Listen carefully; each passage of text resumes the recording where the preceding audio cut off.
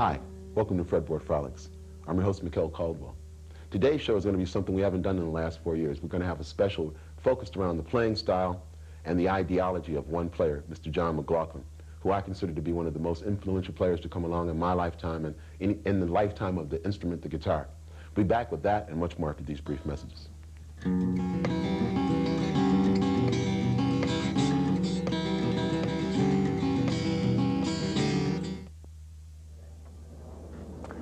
Have you ever wanted to learn how to make your own TV show? Well, here at United Cable of Oakland County, you can do just that. United Cable offers free classes in single camera, editing, studio production, and mobile studio production. To learn more about these classes, call the public access studio nearest you in Ferndale, Berkeley, Royal Oak, Troy, and Rochester. Hi, welcome back. As I had mentioned at the head of the show today, we were very, very fortunate to have as a special guest today, later on in the program, Mr. John McLaughlin.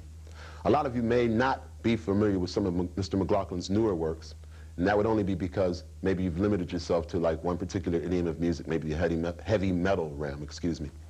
But even in that particular area of music, Mr. McLaughlin's influence is undeniable. I remember things dating back as far as Where Fortune Smiles, an album he had, Extrapolations. Probably my very first introduction to the musicianship, I should say, of Mr. McLaughlin was in a Miles Davis situation. A lot of you guys are familiar with Miles Davis, I hope, if you've been living on planet Earth for a while. Mr. McLaughlin was the one guitarist I can ever think of Miles naming a song after. There's a song on the album called John McLaughlin. This guy has like been an earth shaker and mover. I'm not just speaking for myself. I really am going to go out on a limb and assume I know a lot of things that other people are thinking, only because I've happened to come in contact with a lot of musicians who happen to play guitar, and just a lot of musicians in general. There's very few people you can mention the name John McLaughlin to who don't know what you're talking about. Mr. McLaughlin was playing fast with expression long before I ever heard of Yngwie Malmsteen or Steve Vai or some of the new shredders that come out. I still have yet to hear very many guitarists to play with the conviction, the taste, the articulation, and the speed of Mr. McLaughlin.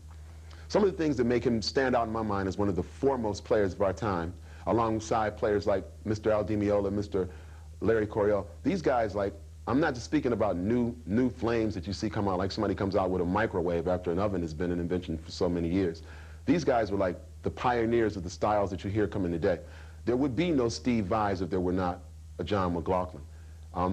Mr. McLaughlin has had experience that were like, we could go on forever just talking about some of the experience this guy had to bring to the instrument. He's one of the few players who play today who truly encompass the word jazz as an art form, not as a way to categorize music.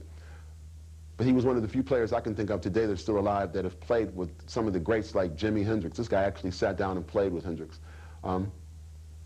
Just some of his contributions are, I mean, I'm in awe when I think about some of the things this guy has done for the instrument, for the world of music, for the musicians. All of us owe him a great debt, whether we acknowledge it or not, whether we're even aware of it or not. Mr. McLaughlin brought things to the table the guitar players would still be like, in my estimation, 20 or 30 years behind, if not for some of the things he and guys like Coryell did for the instrument. Some of the things I'd like to get on today before we go into this interview, which is something I'm frothing at the mouth to wait to let you guys see, because I know that everybody should learn something from this, if nothing but how to become a better human being. At one time in my life, he was such an influence. I used to change people used to call me the Mikhal Vishnu, because I used to sit around and learn all the Mahavishnu orchestra albums, note for note. I wanted to try to be this guy. And then later on down the line, I realized that the most important gift that he had given me was not the ability to learn how to play lines that he had played, but the ability to learn how to become myself more than anything else. I think I learned from Mr. McLaughlin personality and perseverance come a long way ahead of the list when you start talking about performance and being real stuck up with just trying to be such a virtuoso. The first thing you have to do is become a person. And I think I learned that like a lot from him. So I want to personally thank him for that. So let's talk about some of the ideas. As a matter of fact, some of the things I was playing at the very beginning, I had heard some of these ideas come off an album called The Inner Mounting Flame, which was very, very reminiscent of an idea called Birds of Fire off of the same album.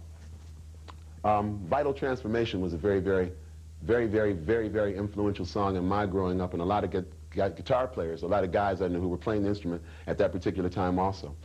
Just for example, this chord structure gives you an idea of how well-rounded Mr. McLaughlin's idea of improvisational tools are.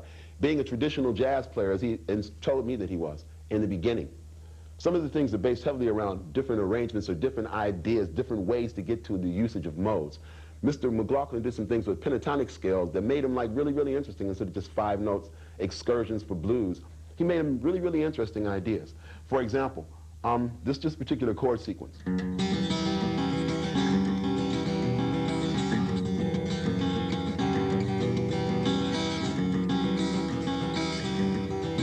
Those chords lead to so many different things. You can use like pentatonic scale, but he used them very, very tastefully with a lot of bends, the influence of Eastern music. For example, I want to give you a little exercise that I had picked up myself off of a Mahavishnu album, and then we're going to go into this interview. It's actually a series of 9 notes. If you hear them, you can hear them, but they're more articulated with the right hand than the left hand. You can hear these things like 9 notes in between. Like,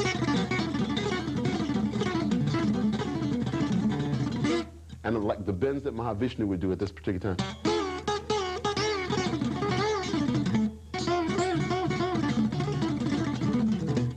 Those are some ideas for you to work on based off of the pentatonic scale. We'll discuss more of this particular ideology, how to get on the expressway of improvisation, as I like to call it, later on in the series. But I want you guys right now to take time, enjoy these messages, and sit back and get an interview from one of the greatest guitar players in the history of the instrument, Mr. John McLaughlin. Back after these messages.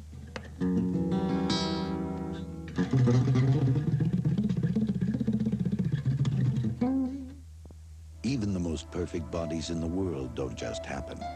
They're the result of hard work and careful planning, because even the most perfect bodies are subject to stress, fatigue, debilitation, and overexertion. So every body in the world needs a little help now and then, even the healthy and the young. A comprehensive approach to physical care is important for every body that moves. A public service health message from the American Physical Therapy Association. Hi, welcome back. As I had mentioned at the head of the show today, we were very blessed to have a very, very, very special guest. A musician, not only a guitarist who has influenced so many other musicians on other instruments other than guitar. It'd be like incredible to even try to even attempt to think of how many. His influence ranges from the depths of jazz to like the heights of improvisational music. I myself was influenced by Mr. McLaughlin before Mahavishnu things came about. I really can't think of any guitarist who plays anything today that hasn't once been played before by John McLaughlin. Without any further ado, because I would say I could go on all day giving you introductions and a list of credits this guy's done, I'd like to bring to you the incredible Mr. John McLaughlin. With an intro like that, what can I say? You lived up to it. John, I've had an opportunity to interview quite a few guitarists who are influential in music, in the face of music, and the changing faces of playing guitars. Talked to Mr. Coriel and Mr. DiMiola, and they both spoke exceptionally high of you. I was just thinking to myself, what inspired you? What inspired you to play? I mean, what are some of your early influences? I've heard everything ranging from Where Fortune Smiles to extrapolations to the list goes on. Well, I mean, you could ask the question, what brings a human being to play an instrument in the first place? Mm-hmm. You know, because you could say that's inspiration. But we don't really know the answer to that question, except that you love what you do. And I think you fall in love with an instrument because why do I become a guitar player? Because I love the guitar. I just love the guitar. Why does a trombone player play a trombone, which is like a kind of clown instrument, you know? Mm-hmm. Sounds a little silly. But in the hands of a master, it's a beautiful instrument because he loves that instrument. So that's the only answer that I have, is that I love the guitar and I love music, and I have done all my life. And I love music today more than ever. And I love it until the end of my life, and hopefully beyond. So, that said, I really consider to be a musician, one, a great responsibility and a great privilege, because it's a wonderful power, and it's a very peaceful, and it's a powerful love. I mean, I think it's safe to say that. And so, because of that, I love music from everywhere, because music is really mankind's real voice. And it's really how he speaks to his brothers and sisters around the world. in his own way, each according to how he's brought up, where he's born, in which nation, which culture, and all these reflect in a beautiful way in music. And so we're able to appreciate in music the different influences that may come from Africa, or may come from Arabia, may come from Spain, come from the Mississippi Blues, can come from the North Pole. But they're all musical, and they're all to do with the condition of human existence. And in music they become beautiful, like the differences amongst people are beautiful in music. And so it's only love. That's really what I can say about music. And inspiration comes from that, I think. It's from your affection. How did you manage to become so aware of the different styles? I mean, I've heard you before playing things that were like straight ahead jazz type things, but you've always managed to have a unique approach, a unique voice in that. I mean, I would hear you play stuff and it would never be, I don't know, it would never be anything like a Tal Farlow or a Joe Pass thing, but it was just as jazzy, if not. I mean, of course you would have your own approach and your own voice in doing it, but how do you manage to go to be so unique? How, I mean, what are some of the... I don't know. I mean, Mikhal, you're as unique as me. We're all unique. You know, the thing, that's what God blessed us with. We're all unique and individual. And I'm convinced that if I try to just be myself, that's the best thing I can do for music, and best thing in my life. Because I don't believe, one, that music can betray me. So I have faith in music, and I believe that music and my nature are like part of the same thing. And so if I pay attention to follow my nature, to be in tune with my nature, and don't go against what my nature dictates to me in a musical way, then I feel I'm being true to myself, I'm being true to the music. And that can lead me in some strange places, because, like in Indian music, for example, that I really love Indian music, because it's really actually only other school of improvisation that exists on the planet that's, apart from jazz, that is really schooled. There's some great improvisers. Now, I don't want to play Indian music. I really just, by discipline, I consider myself a jazz musician, by discipline. It means, how do you master your instrument? You need a discipline in some way, in some form. And so I consider myself a jazz musician by discipline. However, for me to play with someone like Hari Prasad Chaurasia, who's an unbelievable flute player from India, I need to know about his music. I need to know his rules. I need to know what goes on inside the music. So if I don't know, then it's my lack. It's my job to find out what's going on in this music. So I study this music. Why? Because I want to play with these people. I just want to play with them, not to play Indian music or Paco de Lucia, to play flamenco music. No, but I want to be able to play with different musicians, and to do that, I really need to know about their music. It's my job to find out, so I can communicate to them in a way that we can meet somewhere. And really, this is the whole point, because the great joy of playing music is to play with people, and to play with people that you want to play with, people you admire, great musicians, great people, generally. You know, this is the whole point of playing music for me. It's the joy of playing music with somebody. So it's up to me to find out about this music, different styles, different cultures. But in the process, it's me that gets enriched, because I learn from everybody. How did you get so fluent? Now, just from following you, I mean, not following you, but just from listening to you a lot and realizing there's a whole lot more to music than the stuff I was exposed to here in America. I became involved in different ragas, different Vedic music. Just from following. I was a Krishna for a while from just following stuff you were doing. Okay. That's great. But I needed to know, how did you get so involved in that? I mean, I went through a lot of channels as far as I could go, at least here in the States, I think. But where is there information to get a valid study of Eastern music?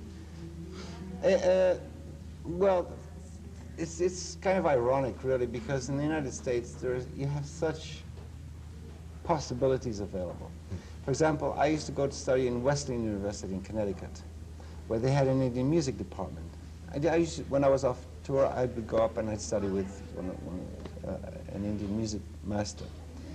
And I'm sure in the universities around America, you have some amazing people teaching music. On the other hand, that's the for. The against is the media in America are such that the amount of culture, in musical culture, available on the radio is extremely limited. And the problem, this is really the big problem, because if people were more exposed to different people's music, different cultures' music, I think they would learn to appreciate these cultures more, because music's such a beautiful way to discover a culture and to discover people. And it's fascinating. It's really amazing. But we had the big beast of business, really behind the media, especially in the USA. And of course, these are geared to what sells. You know? And this really includes like pop or rock or what's interesting for me is to see the growth of rap music in these later years. Do you like rap music, John? I think it's very interesting. It's hard for me sometimes to say it is rap music. When I see MC Hammer, I mean, I think he's amazing. It's really too much. I can't believe I'm hearing you say this. Why? Just because I would, you know, for some reason, I was blessed to have a bunch of students in my life, and I always preach to them. They always, for some reason, look up to a lot of things I do, and I don't like that idea of them looking up to a teacher because they catch my mistakes too. I just tell them to listen to you. That's what I tell everybody to do. That's nice, that's nice. But I mean, let's not forget, you know, I mean, I've got a lot of white hair up here. I've been around for a while, and I knew the first rap band, which was the Last Poets. Right. Remember that one? Of course, on the subway. Before you had drum machines and stuff, and they used to play tumbas and congas, you know, and speak poetry. Rap is more today. It's of course it's under the influence of business too, but at the same time, because of course it came out of the '60s, which was a very powerful sociological time, particularly for the black person in America, where you had the Panther movement and the real very strong black intellectual movement. I was following you then. I think you were playing with Buddy Chicago Miles and 7, playing a Fender guitar or It something. was very, you know, I mean, of course, you know, the Malcolm X, the assassination, etc., and the successful crushing, in a way, of the black intellectual movement, which began in the '60s, of which the Last Poets, in my opinion, was an expression. And in a way, today, rap, for me, is like a latter-day expression of that. It's a kind of intellectual, for me, a cultural expression, rap music, because it's certainly black. But the difference is now is that they can make $1 million doing it, you know, which more power to them. I think it's great. I think it's great. But it's not just. I don't see it really just wholly in musical terms. I see it in more in sociological terms, because in a sense, it's not really music in the sense that we go out and we play together. It's a manifestation of condition in a way. You know what I'm saying? Yeah. Of course, you have the rhythm and the music. That's maybe why I like MC Hammer, because he brings this musical thing in such a beautiful way. You know, that's great. I need to ask you about the differences. I've noticed like differences in your playing style, like playing from big hollow body like 175s to 335s to double neck. I think it was Rex Bogue guitar or something. And then you were the first musician I had seen to play a scallop neck guitar, which now is becoming a fashionable craze. But you were the first musician I seen to play. I didn't even understand it at first. Could you explain to me the different approaches? Because I do notice a different approach in the acoustic guitar and the electric guitar you use, and if you plan to be doing more electric things. Well, as you know, Mikhal, I'm playing acoustic guitar really almost exclusively. Yeah. Except for the last concert with Miles in Paris last year, which was one of his last concerts. And I play electric guitar with Miles then.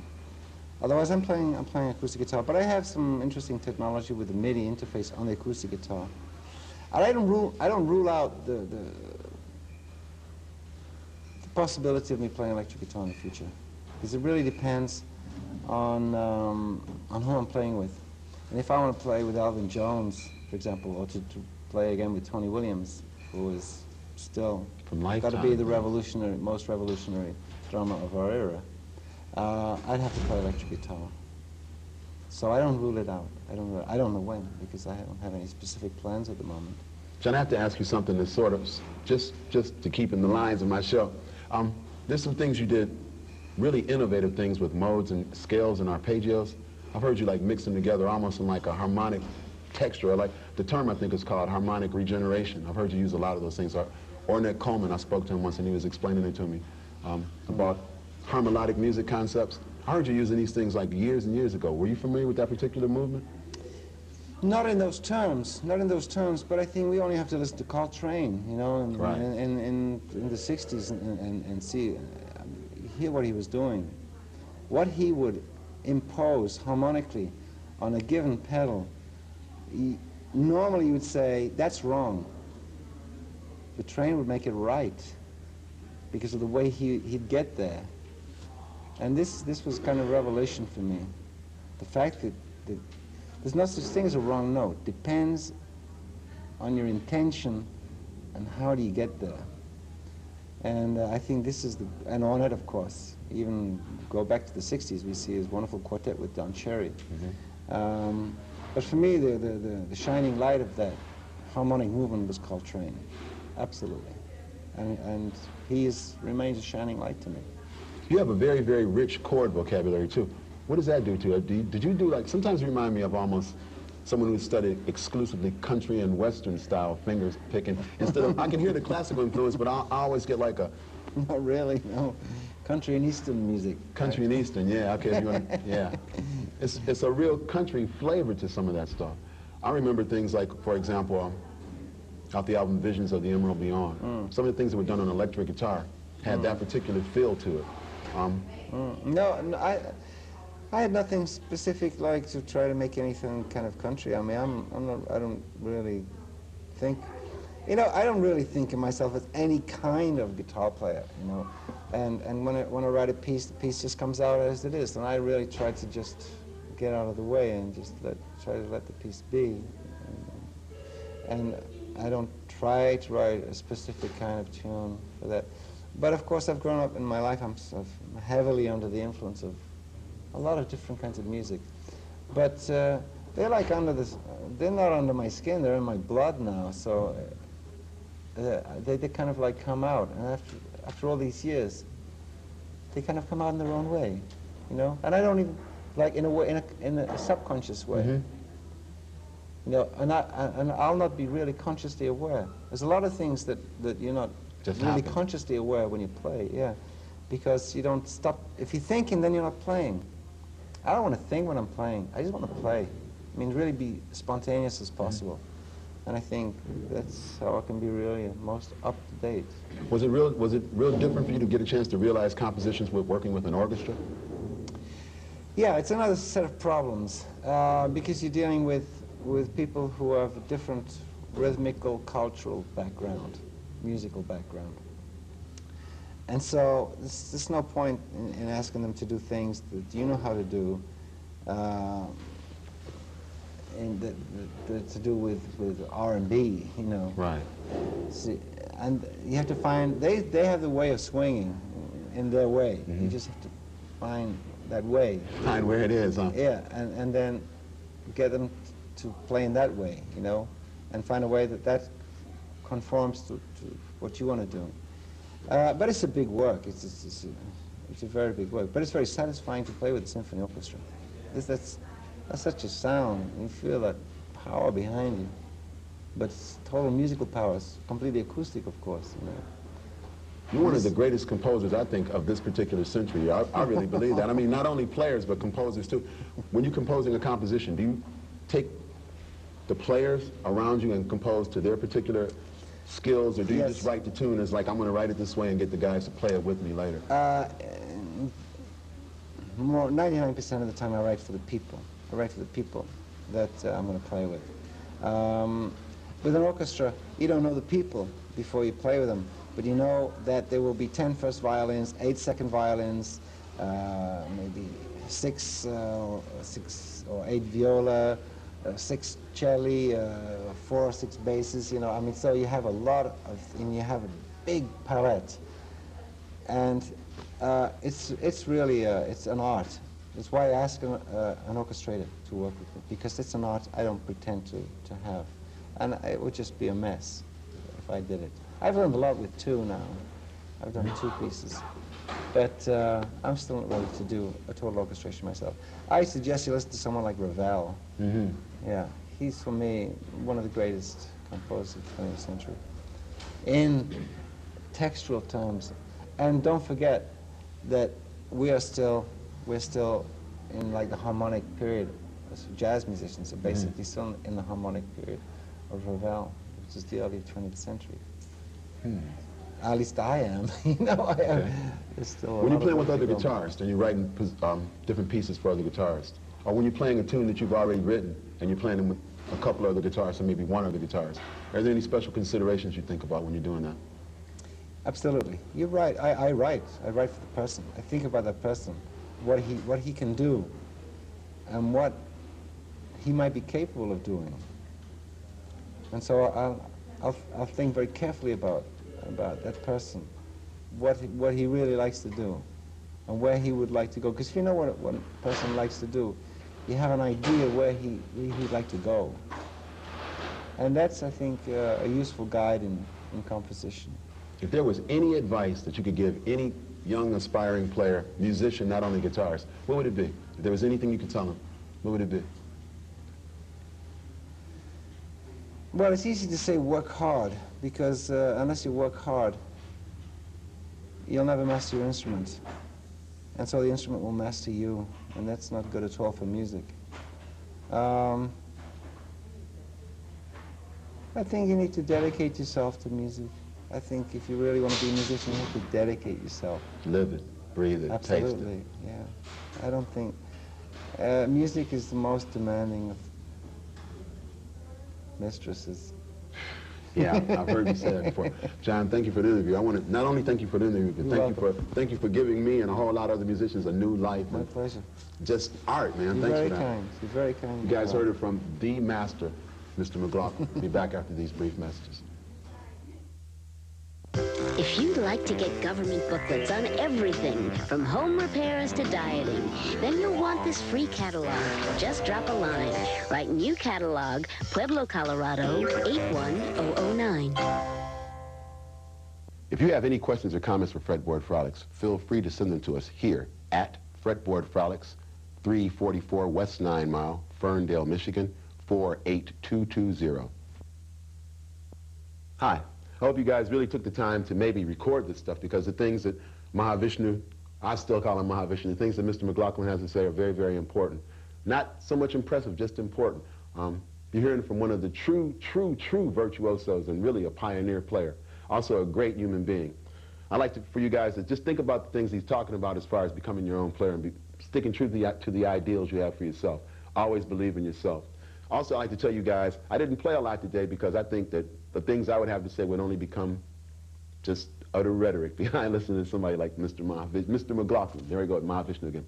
So, this is Mikhal Caldwell, and speaking for Dave Lungo, telling you guys work real hard, makes the dots dance on it. See you next week.